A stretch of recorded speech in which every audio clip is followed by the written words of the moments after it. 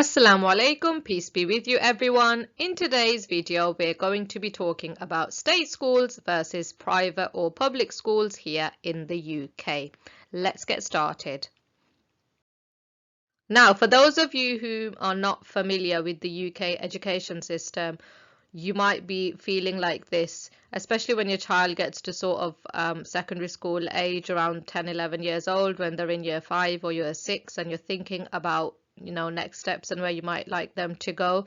So it can really leave you feeling overwhelmed and a little bit stressed, but don't worry, we're going to try and go through as much information as we can to try and help you make an informed choice. Let's get started. Okay, so we're going to begin by looking at the definitions.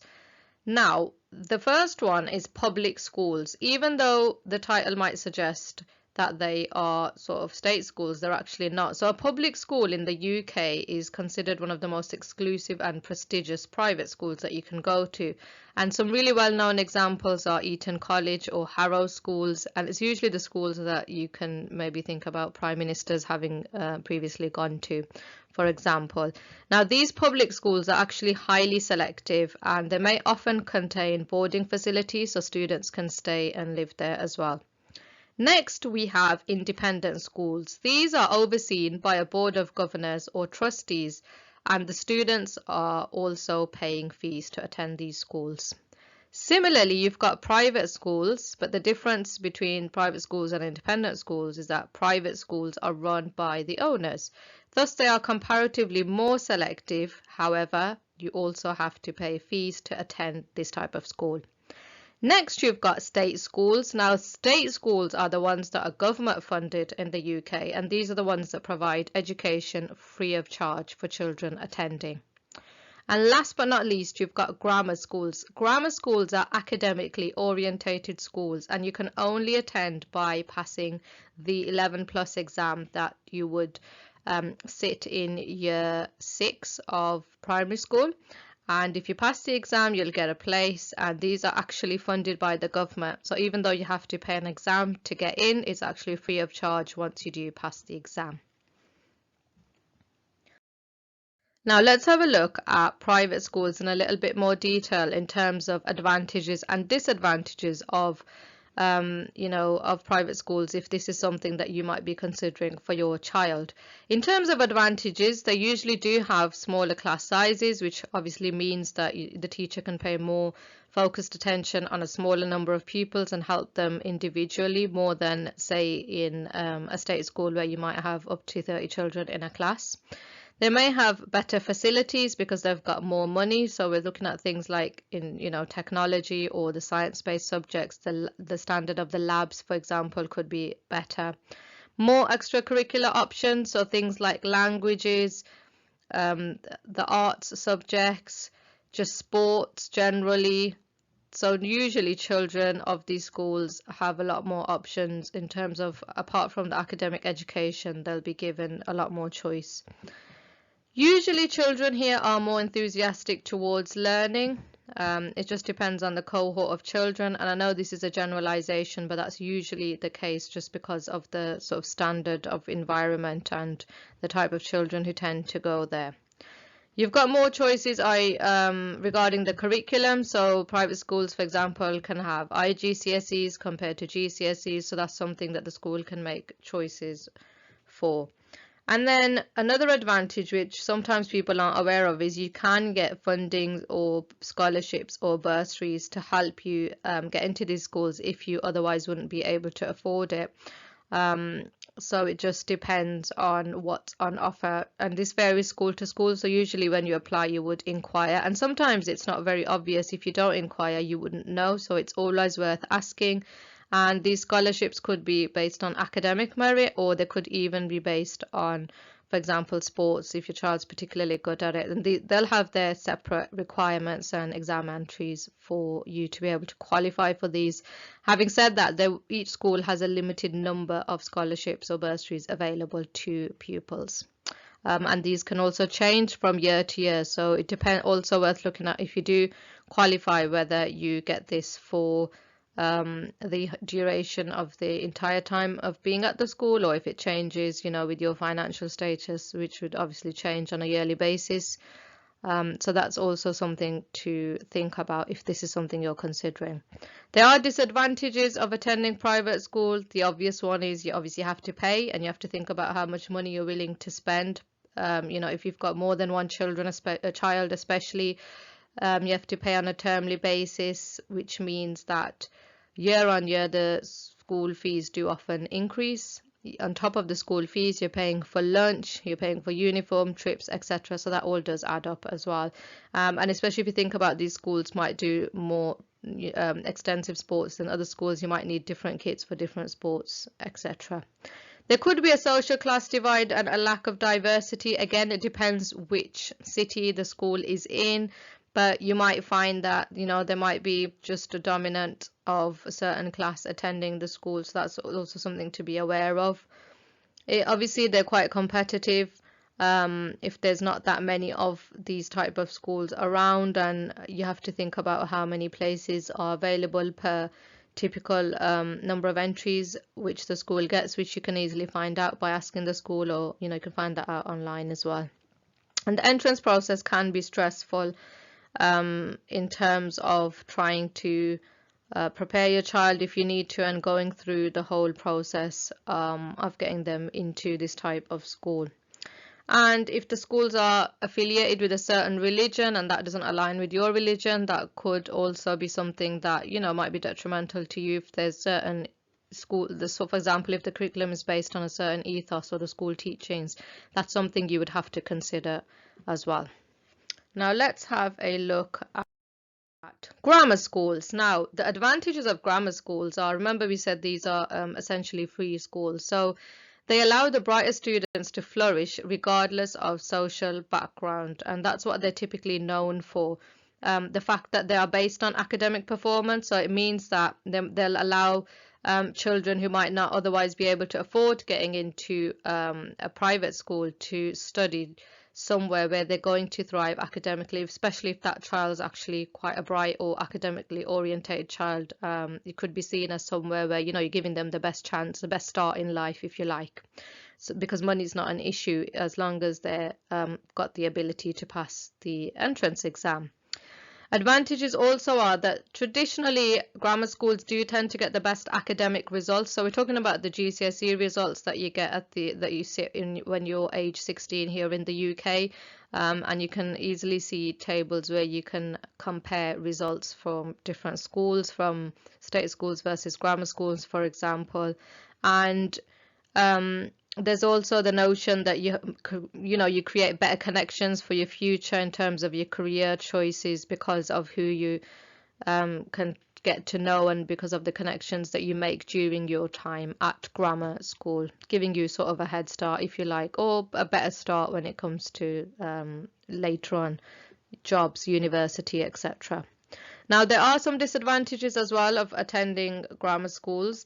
They are highly competitive. So if you think about the fact that they're free once you pass the exam, you can imagine there's a lot of parents who would want their children to be able to try and get in. There is that academic pressure once you are in. I know of people who have put their children into grammar schools, but they've just not thrived there at all. They've been really unsettled because they were trained, if you like, to pass the grammar test from a very young age, and they were able to pass it, but once they got there, they weren't academically suited to that environment at all. And that's something we're going to be talking about later on, but it's just something to know. They are generally considered sort of somewhere where you do have to be quite academically able. As I've said, you have to prepare for the 11+ exam. Some people just prepare their child in terms of what's the format of the exam going to be like. You're going to be in an exam hall. You have 3 papers. You have these 2 or 3 different topics, your English, your maths, your reasoning and non-verbal reasoning, depending on which grammar school it is. But some people go beyond that, and actually there are specialist places available a lot now online and in person where your child can go and do preparation for their 11+. So this could obviously take time. It could definitely take money because it's a form of tuition, It can be quite draining, especially if you're really sort of hopeful that your child will get in and then they might not. Having said that, it could be that where you live in a particular area, in a particular city, there could be more than one choice. So it's not uncommon for parents who want their children to attend a grammar school to maybe try the entrance exam for 2 or 3 different ones just to see if they can get into more than one. So they've got more choice there.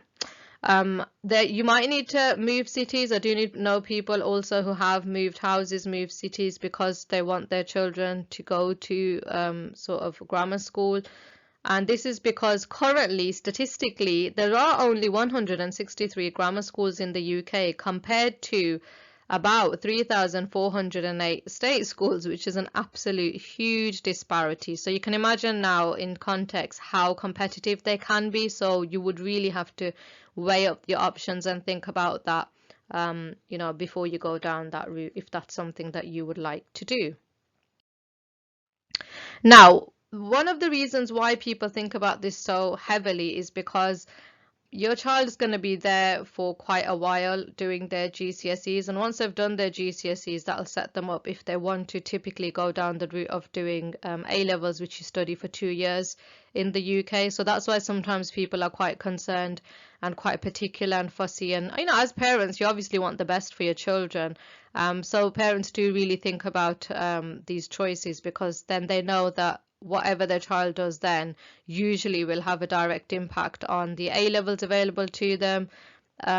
If your child's all doing quite well where they are, they'll just stay there for another 2 years to do their A levels. And if you know that they're going to be able to do as many GCSEs as you want them to, this will then have a direct impact on university. And it's not necessary that everybody does do A levels, as we're going to mention in a minute. There are other choices out there as well. But just thinking in terms of why this is such an important choice is because it does impact on your further education. So it impacts on your A levels, after which you choose your university.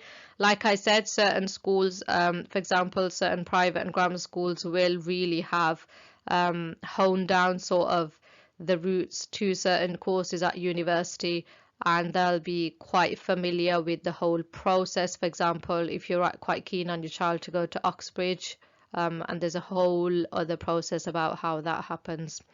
And then that in turn obviously impacts future career. So these are all points to sort of think about when you're thinking about secondary school. And it's just important to think of the end in mind when you begin. So where would you potentially like your child to end up? And obviously have this discussion as a family with your child before making decisions.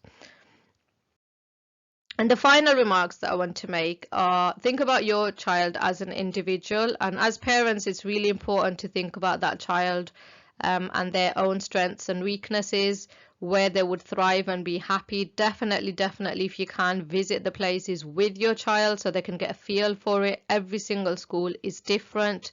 Every child is different, and you as your parents will know best where your child would thrive and where they would struggle.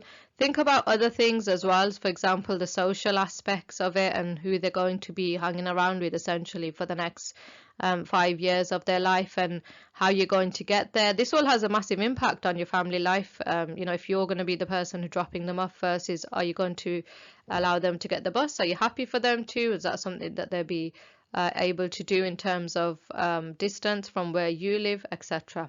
So in this way, think of your own circumstances. You might have other children, so if your child is academically able and you're thinking about private grammar, independent school, is this something then you're going to think about for your other children, or are you going to have that discussion first that actually they might not be following in their siblings' footsteps, and how will that impact on your sort of family circumstances? Having said all of this, there are definitely other options available. For example, in the recent lockdowns, we've seen that a lot of people have been forced to do homeschooling.